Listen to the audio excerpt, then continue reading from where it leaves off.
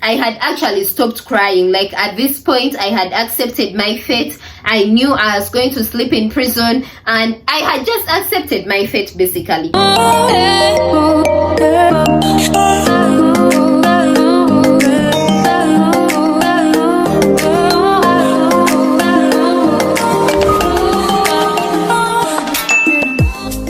What's up, my loves? Welcome and welcome back to my YouTube channel. For those who are new, my name is Liza. I do story times, I do girl talks, I do vlogs, I do a little bit of everything basically. Guys, can I tell you, I have missed you so much. I have missed you. I know it's been long since I last recorded a video. Don't fight me. Don't fight me. Your girl has been fighting. I have been fighting for my life. Fighting. Yeah, I'm fighting for my life. Oh, disclaimer, pardon my voice. I know I sound a bit stuffed and cocky. That's because I've been battling this cold. I've been battling a cold for some days now, and child, ways, enough of the rambling. I know you're all here for that tea. You're all here for that juice, cause you're messy. You're messy. I won't keep you waiting. Let's get right into this video. Lego. Now, this happened back in that day. I don't really remember the year because it has been so long. I believe I was in my senior 6 vacation, and guys, at that time I was very active on Facebook. I was crazy on the Facebook streets, and I so happened to meet this one guy on Facebook. Yeah, I was that girl. I was that girl to meet people online and, you know, fall in love with them. Like, I don't know, don't judge me. I was a mumu. I know I was a clown, but yeah, I was young. I was young. I was exploring. Of course I know better now, but anyways, I happened to meet this one guy on Facebook, right? And guys, one thing most people don't know about me is that I am an empath. Like, I always try to heal people, you know. I always want to be there for people. I always want to, you know, listen to people's problems and, you know, find solutions to, you know, get them out of their bad situations. Like, I'm just that person. I feel I am an empath. Like, I really am. I may not look as it, like I may not come off as an empath, but trust me, I am an empath. I am. And for that reason, I have always attracted broken people in my life. Always. Be it friends, be it partners, you know. Like, for some reason, broken people always gravitate towards me. I don't know what it is. I don't know if they sense my, you know, my healing spirit, my empathetic spirit. I really don't know. But for some reason, broken people and me, it's like we made an oath to stick by each other no matter. And that's why I'm really learning. Like, I'm really learning to be more empathetic to myself first, you know. I'm learning to put me first. I'm learning to help me first before I try to help others. Because, can I tell you, I'm one person who would be going through the deepest of pits, and I still want to help another person. Like, I could give away my last penny even when I know when I give it away I'm going to starve, but I still do it anyway, because I don't know, I'm just that kind of person. Like, I always want to help out people. Like, I always want to heal people, you know. And I'm really learning to put me first, cause these streets are merciless. These streets have no mercy. Anyways, I met this guy on Facebook, right? Our first encounter, I think he inboxed me on Messenger, right? And he immediately gave me the rundown of, you know, how he had broken up with his ex-girlfriend because she had cheated on him multiple times, you know. She didn't respect him. She had got pregnant for some other guy. Like, he was offloading all his emotional baggage onto me. Keep in mind, I didn't know this guy. Like, I didn't know this guy. We didn't have any mutuals. I didn't even know why he felt comfortable to come on Facebook and, you know, just tell his whole life story, his relationship issues to a stranger. And keep in mind, by that time I was still young. I think I had just turned 18. Yeah, I think I had just turned 18. And this guy was older. Like, this was Guys, I don't know what it is with me and older men. This guy was way older than me, you know. I think he was 25. Keep in mind, I'm 18. I am a young girl, you know. Even my posts would just show that this girl, like she's immature. The things I used to post, like I was just a reckless teenager, you know. As just a reckless teenager. But for some reason, this guy found it appropriate to just inbox a random teenager. He had never met me anywhere. We had never had not even one conversation like this. We didn't have any mutual friends, but for some reason he felt comfortable to dump all his emotional baggage on me, on one Lisa, 18-year-old Lisa. I know most of you are going to say you would have just ignored him, you know, you would have just, you know, deleted the messages and not reply. But guys, like I told you, I am just one person who is so, and I believe at that time I was actually, right now I am actually, you know, learning to ignore some things and not try to, you know, help each and every person. But at that time I was a chronic empath. Like I always wanted to, you know, give people advice, hope here and there. Like I don't know, guys, as just that kind of person. So when I read this guy's inbox, you know, I immediately felt bad. Like I was so sad. I'm like, oh my god, girls are cruel. How can she do that to you, you know? So I immediately began, you know, texting him, advising him, encouraging him. And keep in mind, this is a total stranger. Like it's a total stranger. I didn't know him. Like we didn't have any mutual friends. It was just a random guy I had met on Facebook, right?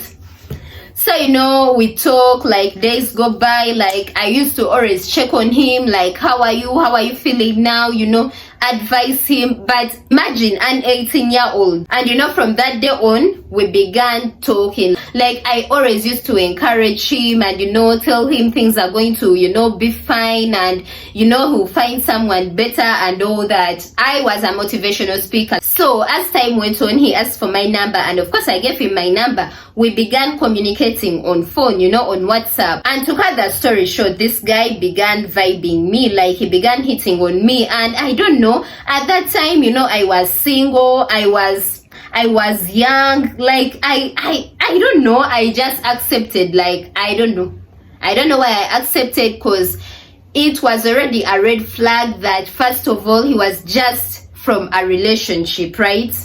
And it was evident that I was going to be a rebound. But for some reason, I don't know if I was just naive, I didn't think of that. There is no way this guy would convince me that he loves me. But you know, at that time I didn't care. Like I didn't say all that. 18-year-old me just wanted to mingle. Like I just wanted to mingle and say that I have a boyfriend, you know. And the mere fact that he was older than me, like I looked at him as, you know, a mature guy that, you know, can handle his own. And you know, I don't know, I really don't know what my thinking process was at that time. But yeah, I accepted to be his girlfriend. And guys, can I tell you, the moment I accepted to be this man's girlfriend is the moment I dug my grave. And oh, let's give this guy a name. I can't believe I have come this far and I have not yet given him a name. Let's call him, what should we call him? Let's call him Pat. So now me and Pat, we got in a relationship, right? And you know, the first days, the first weeks, cool, everything was good. Like he used to call me, he used to text me, like we used to meet. And you know, I think that was the honeymoon phase, and I won't lie, it felt good. Like it felt good. I thought this was the love of my life. I thought this was going to be the father of my kids. Like, oh god, I was on cloud 9. I was basically on cloud 9. Little did I know what was in stock for me. Now, here is where things began going down the drain. I noticed that Pat began comparing me to his ex-girlfriend. Like, each time I did something, he would be like, by the way, so-and-so used to do it this way. By the way, so-and-so was like this, and for you, like this, you know. And guys, never let a man degrade you to that point. Never let a man begin comparing you to his ex. Because if you want to be with your ex, Go be with your ex. Why are you comparing me to your ex? Why are you even talking about your ex in the first place? Like, let the past be in the past. But for some reason, this guy never let go of his ex. Like, he always used to talk about his ex. Like, he used to compare me to his ex. And I found myself in a situation that even if I was his girlfriend, like, I was still comforting him to heal his broken heart and move on from his ex. Do you know how painful that is? Like, this guy would literally come to me and, tell me he's feeling sad, like he still feels hurt over his ex, and me, his current girlfriend, I would always be the one to, advise him and tell him, no, like, you can get over it, like, just move on. Guys, how stupid was I? Oh God, now that I'm telling this story right now, I can see how crazy this situation is. I can see how stupid I was. But by then, I really don't know. I don't know why I didn't, I don't know why I didn't see that as a problem. Maybe because I was young. I don't know. But basically, I always used to pamper this guy. Like, pamper him and, tell him it's going to be fine. Like, don't worry about her. Block her, don't stalk her page. Like, just move on. Let me tell you right now, the new Lisa, I can't tolerate that crap. Like, this Lisa here I can never be degraded to that point. But for some reason at that time, oh God, I was down bad. Guys. Now, I remember on this one day, I was at home, at my father's home. It was evening time, around, 7 coming to 8, 7 p.m. coming to 8. I was just chilling at home, on my phone, chilling basically. And Pat called me. Pat calls me. Babe, I'm so down. Like, I just feel so emotionally down right now. Like, I feel so depressed. I just need you right now. Like, please, come right now. This guy is on the phone crying and begging me to go and see him because apparently he has an emotional breakdown and he needs me. Like, I'm the only one who understands him. But guys, keep in mind, I am an 18-year-old. This is a 25-year-old. Like, oh God, this guy literally dumped all his emotional baggage on me. Like, he emotionally drained me. I should be coming to you. Like, I should be the one to cry to you. Okay, I'm not saying that my man can't come to me, for emotional support. But I feel this guy was, like, he used to overdo it. Like, he always, like, I feel he got into a relationship with me because he couldn't afford a therapist. I feel he basically got in a relationship with me to make me his therapist, basically, because it was always therapy sessions. Like, I'm not kidding you guys, I always had to give therapy to this old man, to this big man at his big age. And I'm not going to lie to you, I began feeling like the man in that relationship. Like, I was basically the one wearing the pants because as the one that was strong, I basically had to be strong for the both of us, I had to be strong for me because I was emotionally drained myself, I was emotionally drained. And at the same time, I had this old man, this big man that was depending on me for emotional support as well. So I had to be strong for the both of us, Anyways, this guy, he calls me, he's crying to me, he's telling me he wants to see me. Like, I want to see you, like, you should pull up right now, I'm really not feeling well, I just need you here, like, I need your comfort and all that. And of course, like the clown I was, like the mumu I was at that time, I came up with something, I came up with a story. And I had to lie to my dad, I had to lie to him so I could go and meet Pat. I basically lied to my father because there's no way my dad was going to let me go out at that time. And I really don't remember what I told him, but it must have been a good lie because for some reason my dad let me go. Like, he gave me permission to go. So of course I called Pat and I'm like, okay, I'm on my way, like, where should I meet you? And this guy gave me a meeting point, Nambole Stadium. Ugandans, I know you know Nambole Stadium. For those ones who don't know Nambole Stadium, it's some big stadium. It's our national stadium in Uganda, right? And this is where this guy told me to meet him. Why are you telling me to meet you at Nambole Stadium late in the night? What? Oh God, I wish, oh God. Now, I promise you, mature me, this Lisa now, there is no way you're going to tell me to meet you at Nambole Stadium. Me? Meet you at Nambole Stadium? Like, guys, do you know where Nambole Stadium, do you get the picture of Nambole Stadium? I promise you guys, mature me could never. There is no way you're making me meet you at Nambole Stadium of all places. Nambole Stadium, guys. But at that time, oh God, at that time, I would do anything for this guy without questioning. You know, I didn't question him at all. I just got my bag, rushed to Nambole Stadium.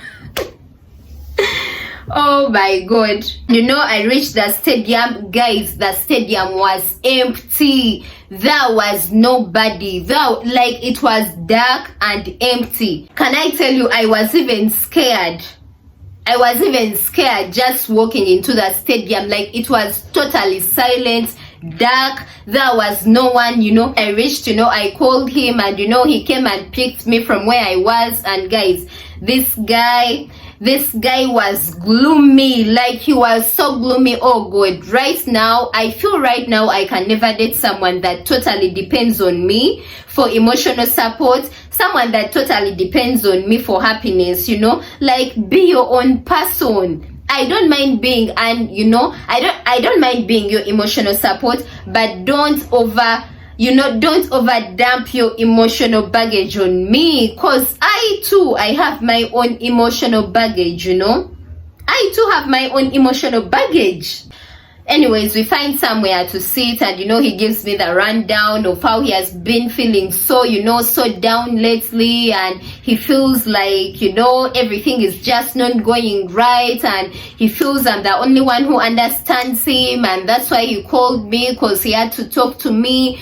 Oh God, guys, this guy began throwing his emotional baggage on me. Like, he began telling me all these issues, you know, his family issues, and you know, of course, his ex, as usual, he began telling me about his ex. You know, she posted these pics with her baby daddy, and for some reason he felt that the baby, like the ex's baby, was his. And he was telling me that he has been, you know, asking her for a DNA test because he believes the baby is his, and she has been rejecting him, you know. She has blocked him everywhere. She has, you know, refused to give him access to the kid, and he feels he has to be in the kid's life. Guys, you don't know how much stress I was taking in, and I had to be the one, you know. I had to be the one to, you know, calm him down and, you know, talk to him and tell him, no, don't worry, like, just take it easy on her.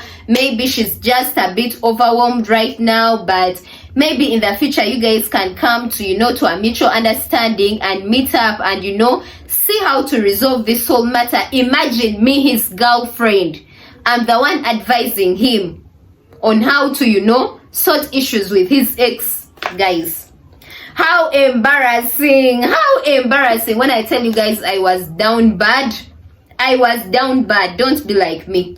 Never let a man put you in such a situation. Never let a man disgrace you. Never let a man degrade you to that point. Don't be like me. I got embarrassed, so you don't have to. Anyways, time went on, and for some reason he told me we couldn't meet at his place because, you know, there were people at his place, and, you know, he just didn't feel like, you know, I don't know, he was giving me some vague excuses. And right now I'm thinking, okay, if we couldn't go to your place because, you know, there are people and all these excuses you're giving me, couldn't you at least take me to a decent, you know, maybe some restaurant or cafe? Or guys, when I tell you, this guy, I feel he didn't value me at all. You know, he felt I wasn't even, I don't know, maybe he felt I wasn't even worth a restaurant. I was just worth going to a stadium, an empty stadium, and sitting down on the grass in the dark so that he can dump all his emotional baggage on me. That is all I was, you know. I don't know cause and I'm not going to lie, we spent a lot of time there because he was talking and talking endlessly, and you know, of course I'm trying to, you know, calm him down. He's crying. Oh god, this guy was an emotional wreck, guys. When I tell you, this guy drained the hell out of me. And before we knew it, guys, now this is the most embarrassing part. Before we knew it, there was like, I just saw this flash, you know. I just saw a bright flash, you know. It came direct at us, like someone flashed this light directly at us, and I was scared. I'm like, okay, who is that? So we got up, you know, we both got up because we were seated down on the grass. We both got up, and guys, it was these two policemen. These two policemen. Hey. These two policemen, they were walking towards us, and they were like, don't run, don't run. Hey, don't to run, like don't run, stay where you are, like just stay where you are.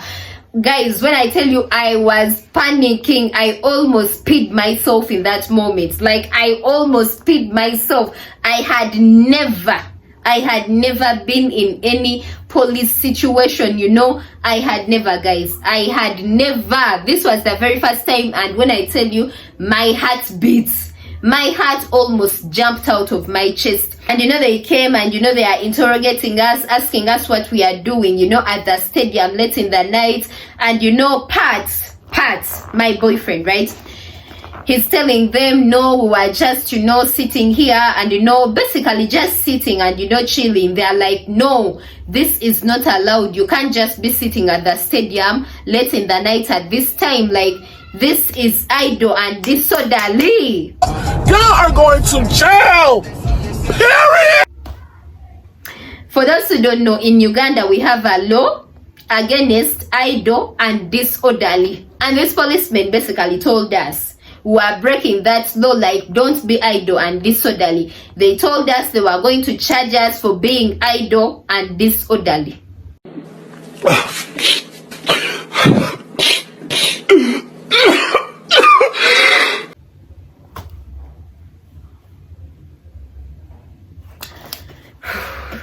Can I tell you, there and then I began thinking about my dad. I began thinking about my dad. I began thinking of what I'm going to tell my dad in case they call him and they tell him I'm in prison. I began, guys, when I tell you, a lot of things were running in my mind. Oh God, guys, can I tell you, I almost peed myself. I begged these guys. I literally begged these guys. I'm like, no, we are so sorry. Like, we won't do it again. We didn't know. They're like, no, this is not acceptable. Like, and look at this young girl. You're a very young girl and you're out here. You have a whole future ahead of you and you're just out here roaming around with these men. Oh God, guys, these guys ate me up. These policemen, they ate me up. They ate me up.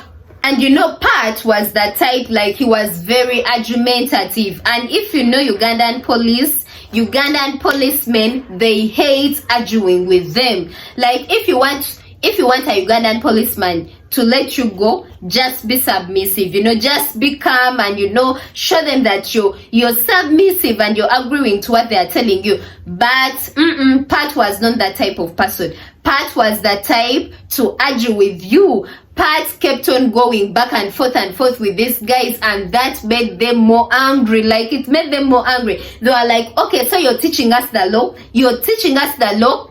Come here. Guys, when I tell you, these guys, they got us and matched us to the patrol car. They took us to their patrol car, and we were, you know, those police cars that are in form of, you know, lorries. You know, these lorries that have an open back behind. Yeah, we sat there behind like criminals. Basically like criminals. And at this time it was getting late and I was scared because I had told my dad I won't delay, you know, I'm going to be back in something like an hour. It was coming to 11, guys. It was getting late. I was panicking. I didn't know what I'm going to tell my dad. in case they called him and told him, you know, your kid has been found with some guy, some random guy at the stadium late in the night doing whatsoever, guys. So, you know, they take us to police. There's some nearby police station there, and for the first time, guys, this was the first time, and I pray it remains the last. I entered the police cell. Yeah, your girl entered the police cell. For some reason, they were a bit lenient towards me. Maybe because I was young, you know. I looked so young, Barbie. Like, I really looked young. So they told me, you know, it's okay. We are not going to take off your shoes. Like, you just enter that cell. You're going to call your parents, and your parents will be the one to bail you out. I said, oh God. For Pat's case, he was told to, you know, remove his shoes, remove his shirt. Oh God. Pat was treated very unfairly. I feel he was treated very unfairly because, like, he was over arguing with them and he made them angry. Also, maybe because he was a man. I don't know. But for some reason, they told him to take off his, you know, his shoes and his shirt, and, you know, he also entered the cell. Of course, we are in different cells. They didn't put us in the same cell. I was in one cell and he was in the second cell, right? And guys, when I tell you I was in that cell, sobbing, like I was crying. They asked me for my father's number. I said I don't know. They asked for my mom's number. I said I don't have a mom. You know, I totally declined. Like, I refused to give these guys my dad's number because I just knew if my dad got to even hear that I was in a police station for whatsoever, oh God, I just knew he would break loose, right? So, you know, I'm there in the cell, you know, I'm crying, you know, I'm praying to God that, you know, these guys just have mercy on us and, you know, just let me go. And, you know, as I was in the cell, one of the policemen, you know, he came to me and, you know, he was talking to me. He was telling me, you're a very beautiful young girl, like, you shouldn't waste your life, like, you have a whole future ahead of you, don't let these men, like, basically being a motivational speaker. But I feel I really needed that. And, you know, the more he talked to me, like, the more I began crying, because deep down I knew I deserved better, right? I knew Pat was not right for me. Like, I just knew it. And hearing it from someone else, you know, an older person, like, it just gave me the confirmation that Lisa, leave this guy. Like, this relationship toxic. Like, just leave this guy. This guy is only going to get you into trouble and more trouble and more trouble, right? Now, an hour had passed. I had actually stopped crying. Like, at this point, I had accepted my fate. I knew I was going to sleep in prison, and I had just accepted my fate, basically. And I suddenly hear, you know, my cell opening, like someone opening the padlock on my cell, and they told me to get out. So what had happened, Pat had actually given this policeman his elder brother's number, right? And they had called the elder brother, and the elder brother had come, you know, and he had paid money, you know, to bail us out. You know, here in Uganda, as long as you have the paper, baby, you can go. Like, you can go scot-free.